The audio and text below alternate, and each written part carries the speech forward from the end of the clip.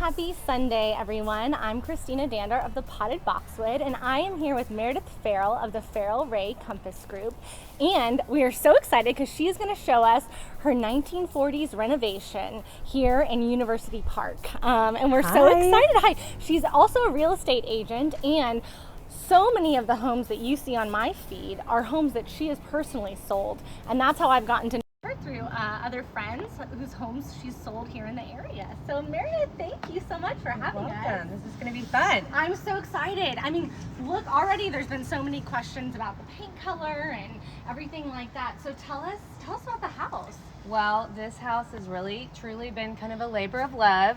We found it 11 years ago. We're the second owners of the house. And we took it from, like probably 2,300 square feet, and it's, I don't know, maybe around 3,700 square feet now. So we've done 3 separate renovations over the last 11 years. I grew up in a house 1 block away from here, and then another house about 3 blocks away. So this location, when my mom and I walked through it on tour, I love the location. I knew this was kind of where we wanted to be. And we could kind of only do it in pieces. So anyways, this last renovation, the last thing we just finished was the exterior. And we had a fabulous landscape architect who came up with this idea of creating this additional parking space, this little parking pad halfway circle. Wait, that is such a great idea, especially because, Meredith, it doesn't take over your whole driveway, right? It's not all concrete. Right. You still have some grass there. So I was not so sure about it, but he promised it was going to be functional and beautiful.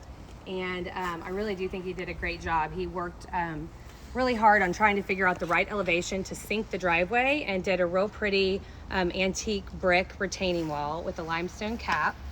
And anyways, we've loved it. We can park our cars, and we don't have to worry about one person having to get out instead of the other. And anyway, so he did that, and then he designed this walkway. Yeah, this walkway. The original walkway was a lot more narrow.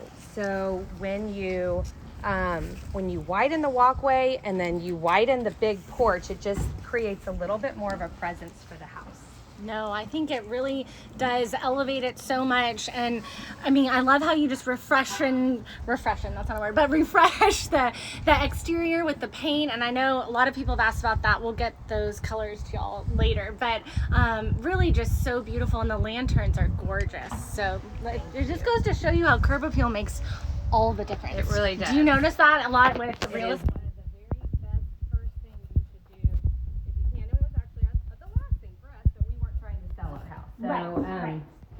This was a keeper house. This was we felt like it was going to be a forever house, and so we just knew that we were going to do it over time. Well, and that's what most people have to do, right? That's not, you can't just like snap your fingers and boom, have the house how you want it. Well, the first thing I'm noticing is this molding. Tell me about the molding. Pretty. Yeah, it's so beautiful. a little funny story about the molding. When I came in the house for the first time, well, not for the first time, but after we bought it, we had started doing a few little cosmetic renovations, and that included, we started ripping out the molding in the formal living room, which is, we'll go to that room later. But when you can kind of see from here that it has like a little bit more of the modern molding. And one of my girlfriends who is an interior designer came in, and she was like, oh my gosh, this molding is so special. So special. I said, okay, well then don't look in that room because it's already gone. But luckily she saw it and she advised me, and we kept the rest of the molding in here and in here, and I agree, it really has, has such character. It has such character. Well, let's go to the dining room, because I've kind of tease this on the blog for people. It is so beautiful. Thank you. Tell us about, I mean, I love how you are not afraid to use color. Yes, so I love color, and sometimes have to have the professionals help me tone it down a little bit, but we hired Lindley Arthur to help us this last time, and she did this whole dining room for us. And so we did and I wanted to keep my dining table, which was my grandmother's, and then these chairs were my grandmother's, and these were the same color. And so Lindley loved the idea of kind of blending old and new. And so we refinished, reupholstered the chairs, painted, and then had the head chairs made. 2 of these actually were host chairs. Oh, wow. And they had the arms taken off. So we had the arms taken off, and then did some new host chairs at the end. I absolutely love that. And it's calming. It's colorful, but also it has a calming sense to it, which I think is so pretty. Lindley did such a great job. And I love this beautiful chest here. Thank you. And this art is so unique. Isn't that fun? So she found that in an Atlanta antique market. And we didn't know what we wanted to do. She wanted to do something a little bit more funky because the room is such, it's like, it just has that feminine, real graceful presence. So we kind of wanted to do something different with the art. And she found it, and Corby and I loved it. So it went great. We have my great-grandmother's tea set below. So anyways, it's just kind of a fun blend of old and new. It's really so pretty. We'll give one last kind of look here. It's just gorgeous. I love it. I love it. All right, and now tell us about you. I know you just did a renovation here. So tell us a little bit about what you did. I know you mentioned that you were in the dining room here. So when this last renovation, we needed to redo and open up our kitchen.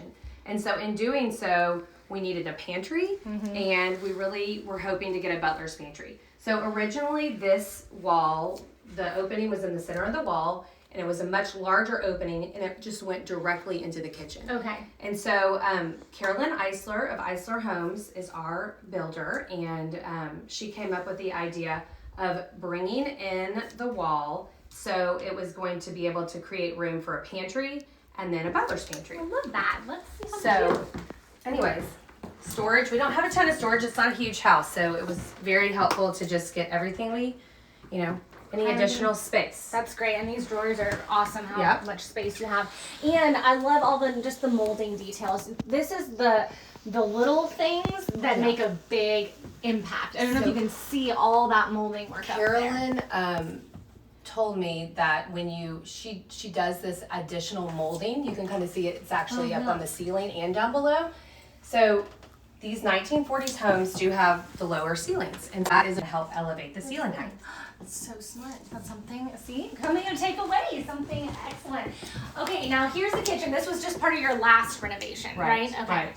So this last, we just finished really not long ago, but the house actually stopped. We'll kind of walk back there, but there was a wall all right there, and it opened that way into the den. And then the breakfast room we added on, I don't know, maybe 6 years ago, but it was behind this room. Okay. So we always knew that we wanted to open it up whenever we were getting ready to do our last renovation. So anyways. No, I think that's so great.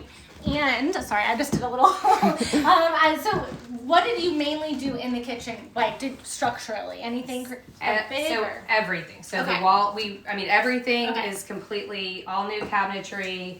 We did quartzite countertops. This is a Ansax it's like that terracotta line. It's a I love that. A handmade tile. So every piece is different, and it was actually very difficult to install. But Carolyn's team, I think, did an amazing job. Looks so good. One fun story about this, our Viking stove is my grandmother's. You're kidding. And when we moved in the very first time, my grandparents were no longer living, but we still had their house, and we took the Viking stove. And so my husband had Viking come over and calibrate it, and they came over and looked at it and said that it was one of the very first off the line for the residential, and it was probably functioning better than most that are made today. Wow. Well, see, that just goes to show you. It's a good hand-me-down. A good hand-me-down is right. And then I love she has the Serena and Lily bar chairs. Those are great, the bar stools. Beautiful. And I love the dining room. I love the blue chairs. These are so effective in here. And the light fixture, really pretty. Thank you. Really pretty. And so this is kind of a newer area also. So this one we did the last renovation, but then this one that we just completed, we added the screened-in porch. Okay. So we just wanted another living space downstairs, and so we did a fully screened rather than the retractables, just so we could always use it. And we have the built-in heaters. Oh, the heaters are so smart, and I love how you did the paint blue ceiling. Look at those heaters up there. I mean, and they're built in, which is great, and there's a great breeze back here. I don't know if it's just the beautiful spring day we have going on, but I love it. Yep, so we've been using this a bunch. I bet, especially with COVID and everything like that. You want good timing. a good outdoor space. All right, let's go in here and show us the rest. The rest of it all. Now, this is probably the heart of the house, I would imagine. Yes, right? so we are always in here, and anyways, so just a nice, size room. Lindley helped me kind of do a refresh. Some of these pieces I already had, but I just, we have 2 daughters, and love to entertain, and so I just wanted to get some additional seating in here. So she helped do those ottomans and that little accent chair. And this couch. We redid the mantles. Well, actually not the mantles. We redid this one, or built this one about 6 years ago.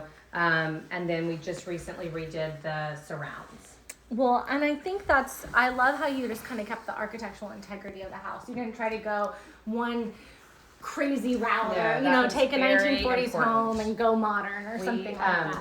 Worked with William Briggs this last time, and he and Carolyn really just do an amazing job of. I've never wanted this home to feel like a remodel, that somebody could walk in and say, "Oh, this part's the addition." Right. So and you don't feel that way. So I think that they did a nice job. They did an excellent keeping the job, integrity. and the colors are so beautiful. Now this area got a lot of attention. So this is newer, am I correct? So this again was part of the add-on 6 years ago. Okay.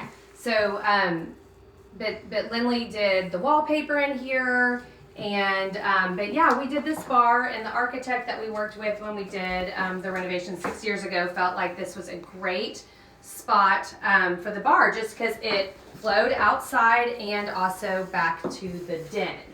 And if you show your camera out there, you're gonna see the next project that unfortunately it's not finished yet, but you'll have to come back and see it. But we're doing we're redoing that whole area. We're doing an outdoor kitchen, and then like a little kind of just casita area. And they have the artificial turf out there, which everyone loves because it's low maintenance and easy, right? And it's still green. Yes, right? it's great. It's gonna be all great back there. Okay, I want to see. We're going into one of my favorite rooms, so I'm really excited to show it off. All right, and this is your more formal living room, correct? Yes. Okay. So this is a formal, and in here, we just kind of lightened up. We actually painted the whole house. I believe this is white dove as well as the dining room. Ding, ding, ding. So I know lots of people have asked about paint colors, but I'm pretty sure that is what we did. Lindley was one of her things that she pushed me to do was to lighten the house with the paint, and I think it has been such a smart piece of advice that she gave, because it really has helped everything. Well, not only when you lighten the house, it makes it bigger, but it's allowing you to show off like the beautiful plates on the wall and your art and your patterns. And now we're walking into something that is this is where all the big real estate transactions happen. I mean, seriously, Meredith, what is happening with the Dallas real estate market right now? So that is definitely the elevator talk. Yeah. So it's been busy. It has been really busy. We, last spring, right around this time, we're in the middle of a true shutdown. So we actually were not able to even show houses for, I don't know, at least a month, I would say. And nobody really knew what was going to happen. So I think there was a little bit of nervousness and a little bit of fear. But, at that time, I really was sitting behind that desk and doing a lot of Zoom calls with my other agent friends and networking and just kind of trying to understand the market. And then really as soon as we were able to start showing houses again, and as soon as sellers were feeling comfortable to let people in their houses, the market just got very busy. Exploded, I think, for Dallas would be the better word. Yes. So because it was like this pent up demand, where, we have the local Dallas people that decided that after being in a house, working from home, educating their kids from the house, a lot of people wanted a home office. Some people needed 2 home offices. Right. So there was a lot of changing needs within the local market. And then obviously everybody's heard about these out of town buyers that, their cities are not quite, the schools have not been quite the same as we have here. Right. And so we have seen a lot of people from other areas move in. Absolutely. We see you, California. we see it coming in. But that's really, I know there's all these, off-market listings and different things like that are just kind of have taken over. And I have a friend who just put an offer in on the house and day 1 and there's already 80 offers. Yeah, So. yeah. Well, you know what? It's interesting. We're seeing it everywhere. I live in the Park Cities and sell a lot here, but it's happening in all of the surrounding areas, and then also, really all over the Metroplex. So, anyways, it is a good time to for sure pair up with an agent who has really good connections and good reputation that other agents want to work with and share information on their listings. I think it's really hard, especially if you're new to Dallas, to walk into the market here blindly because it really is all relational. Yeah. That's how we work here. Yeah, it is relationships. Now, tell us about this sweet room. Okay, so this is my youngest daughter Gigi's room, and we just kind of did a refresh. We added the headboard and the curtains, the little bedside tables, and we had the bedding, but it's just a little our little 8-year-old's room, and obviously I love color, so there's a lot of color in here. As there should be. I did like a lavender wall and just mixed pink, lavender, turquoise. It's just darling. And look at this wallpaper in the bathroom. I cannot get over it. And bathrooms, I think, do you feel like in real estate especially that's so important? Bathrooms, kitchen, drive paint. Yeah. Those are kind of the.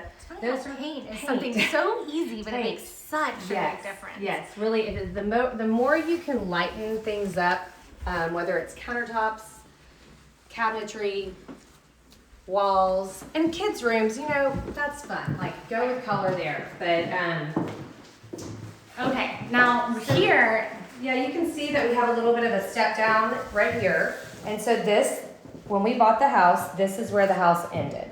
So when we did the last renovation about 6 years ago, we added on to the house. We have the master's in the front, and the other bedroom is in the front. It's a 4-bedroom house. And so but at the time it was only 3 bedrooms. So we wanted to add a 4th, and we added a laundry, and we're now currently above the den. So this is my older daughter's room. And we just recently added on to this room and blew out her bathroom and blew out the closet, which we'll take you to see. You're going to love this bathroom. To me, it really does. It's so effective. Even look at the little entryway in here with the little shade. It's so cute. And I love the wallpaper choices. All really playful, but yet something that an adult would want to. Yeah, we did she's 12 going on 16, so we kind of had to figure out something that was youthful, but that would last. Right. Would last. Right. Because I know when I was growing up, it would be, next grade I'd be into a different color or a different, different something.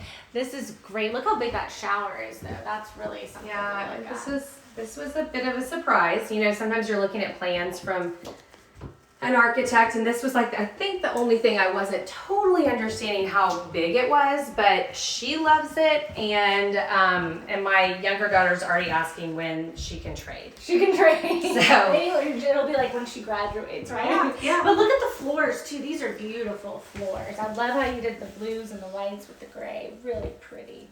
Very nice.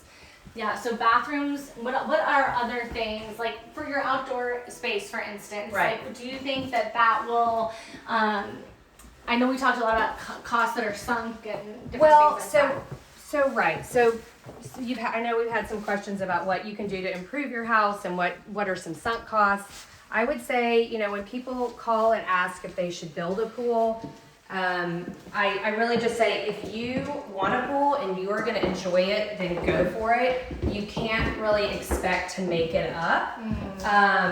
Because I would say half of my clients that are buying want a pool and the other half don't. But I also advise people not to buy a house or don't buy a house because of the pool. I've had several clients with young children and they have decided to take pools out so they can be taken out. But really, like if somebody's doing it to enjoy, then they should do that. And then a lot of people are doing what we did here, and they're doing these porches. Yes. So the outdoor porches right now are really helping sell houses and livability. And this is our little last little crown jewel here. How cute is this? How cute is this? Tell me about this wallpaper. It's adorable. You know what? You should, of course you're asking me that. I don't know, we'll have to ask Lindley. I think I feel like it's Schumacher grass cloth, but I honestly can't remember, but she picked it out. It's so sweet. And I just wanted something, I loved how whimsical it was, and I really did just want, again, the house is not huge, so the goal here was to be comfortable, but also just kind of have this little jewel box. I saw this counter, this ribbed edging on another friend's post on Instagram, and so I was like, can we do that? And Carolyn had people that built that for us, and anyways, but I think it's a little space, but it's really just cute. It's really adorable and darling, and it's fun. I love powder baths when you walk in and it's just like this surprise and this pop of something exciting. So, well, oh my gosh, let's go out and just, and I know there were so many questions about the Dallas real estate market and this area of University Park, and because of that, we have decided to do a walk down Meredith's favorite street. Other than my own. Other than your own, right, other than your own.